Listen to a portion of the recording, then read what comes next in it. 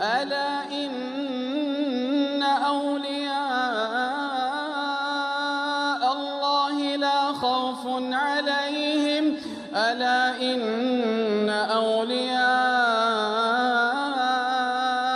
الله لا خوف عليهم ولا هم يحزنون الذين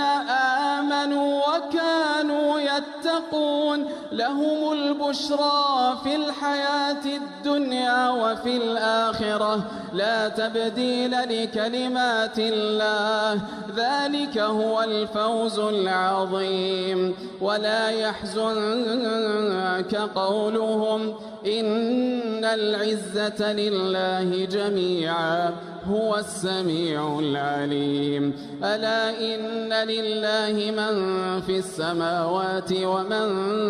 في الأرض وما يتبع الذين يدعون من دون الله شركاء إن يتبعون إلا الظن وإن هم إلا يخرصون